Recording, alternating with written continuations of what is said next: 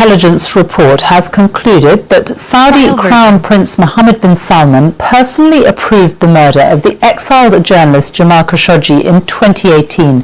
He was killed while visiting the Saudi consulate in the Turkish city of Istanbul. The declassified report says the prince approved a plan to either capture or kill Khashoggi, who had criticized the Saudi regime. This is the first time America has publicly named the Crown Prince, who denies ordering the murder.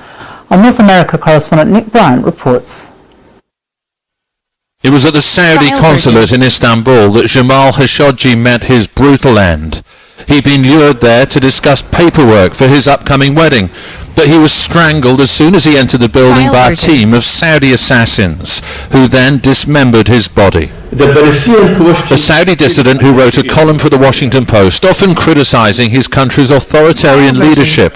The motive was to silence him. The damning conclusion of the declassified intelligence report is that Saudi Arabia's Crown Prince Mohammed bin Salman, the country's de facto leader, approved an operation in Istanbul to capture or kill the Saudi journalist. The assessment was based on the Crown Prince's control of decision-making in the kingdom, the direct involvement of a key advisor and members of his protective detail in the operation.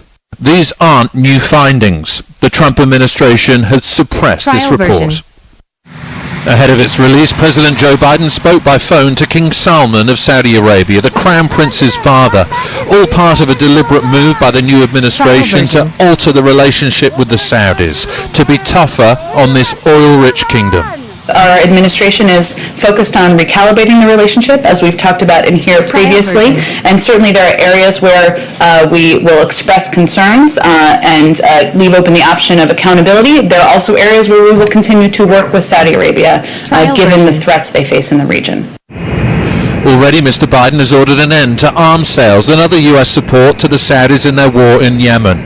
As a candidate, he referred to Saudi Arabia as a pariah state, but he's stopped short of imposing sanctions on Mohammed bin Salman, the future king, who's known as MBS.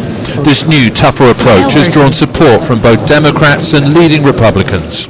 Look, this is a journalist working on American soil, working for an American publication, and he was murdered and dismembered. This is something we can't just look beyond.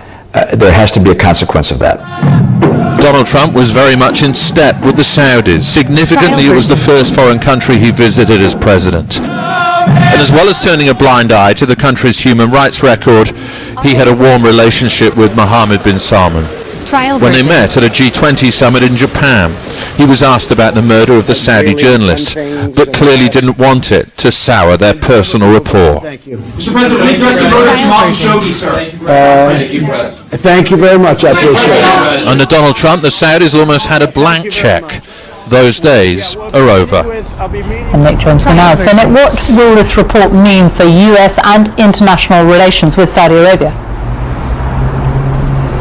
Sophie, this is a reset in relations between Washington and Riyadh, but the Biden administration really has tried to limit the diplomatic fallout from the release of this report. We haven't seen administration officials rushing to the cameras to condemn Saudi Arabia, and while they've announced what they're calling a Khashoggi ban, which is targeting foreign